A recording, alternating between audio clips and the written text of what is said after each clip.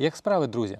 А у цьому відео я покажу, як позбутися самого надокучливого шкідника нашого городу. Це білокрилка. В основному вона харчується капустою, але також її можна побачити на ось таких бур'янах. Тому, якщо окрім капусти на вашому городі ростуть ось такі бур'яни, обов'язково їх видаліть, тому що це буде розсадник білокрилки. І цей спосіб боротьби буде біологічним засобом. Тому що, по-перше, хімічні засоби, вони не завжди допомагають, а по-друге, з капусти вся хімія з часом не виходить. І ця капуста після обробки хімії буде шкідливою для вживання. А я буду застосовувати наступний препарат під назвою Актофіт. Якщо у вас препарат з такою назвою не продається, то шукайте по діючій речовині. А у складі Актофіт вона всього одна і називається Аверсектин С. Діє цей засіб контактно-кишковим шляхом. Він вражає нервову систему шкідника, а саме викликає у шкідників параліч та загибель.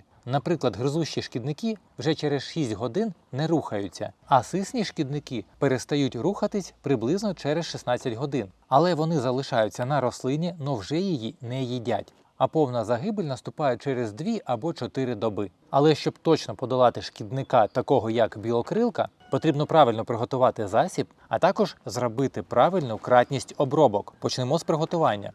Для цього нам знадобиться невелика ємність. Я беру півлітрову банку, наповнену наполовину водою теплою. Сюди в першу чергу я додаю прилипач, тому що цей засіб без прилипача на капусту не прилипне і толку від цієї обробки не буде. Прилипач додаю за інструкцією. В моєму випадку 1 мл на 1 літр води. Я буду використовувати 2-літровий оприскувач, тому мені потрібно взяти 2 мл. Але так як це капуста, то я візьму на 1 мл більше, щоб краще цей засіб зафіксувався як на самому листі капусти, так і на шкідниках. Додаю у воду і ретельно перемішую, щоб повністю цей прилипач розчинився. Тому що якщо зразу додати його у велику ємність, він не розчиниться і буде плавати на дні. Ну а тепер можна додавати наш діючий засіб Актофіт. Його за інструкцією потрібно додати 4 мл на 2 літри води. Також додаю і перемішую. Заливаю у оприскувач.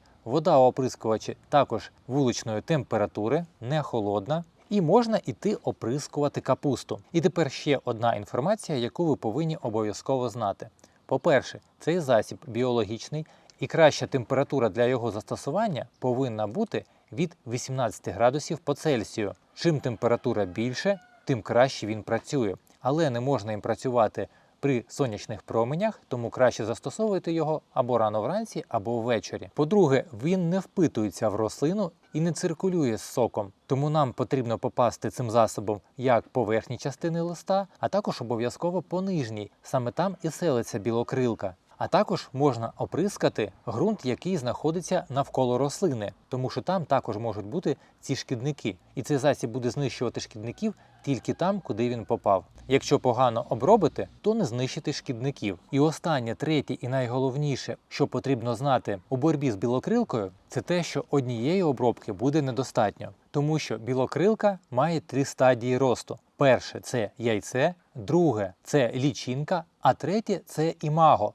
Доросла форма шкідника. Цей засіб впливає тільки на лічинки, а також на імаго. На яйця він не впливає, тому через 5 днів ми робимо ще одну таку обробку по тих шкідниках, які вилупляться із яєць. А потім після другої обробки, ще через 5 днів, ми знову ж таки повторюємо обробку засобом Актофіт в тих самих пропорціях, щоб добити всі залишки. І тільки таким чином ми можемо повністю знищити білокрилку. А якщо ви хочете застосовувати хімію, то знайте точно, що більша частина хімічних засобів також діє тільки на лічинки та на імаго. На яйця вона не діє. І вам також прийдеться через деякий час знову повторювати обробку хімією. А це буде дуже шкідливо для рослини. А потім, коли ви будете збирати врожай, після декількох обробок хімією, то такий врожай буде отруйний для вживання. Тому краще використовуйте біопрепарати і дотримуйтесь цієї інструкції, щоб повністю її подолати. Як ви можете бачити, наступного дня після обробки в день чисельність білокрилки набагато знизилась. А також і сама білокрилка не така рухлива, тому що її нервова система ушкоджена. А ось, як ви бачите, ті самі яйця, з яких через декілька днів вилупляться нові шкідники, і нам знову ж таки прийдеться повторювати цю обробку до повного їх зникнення. А цей біопрепарат повністю розпадається через 2 доби, і врожай можна буде вже їсти. Тому, якщо у вас залишилися питання, задавайте їх у коментарях. Я ж вам бажаю вдалого дня і зустрінемось у наступних відео.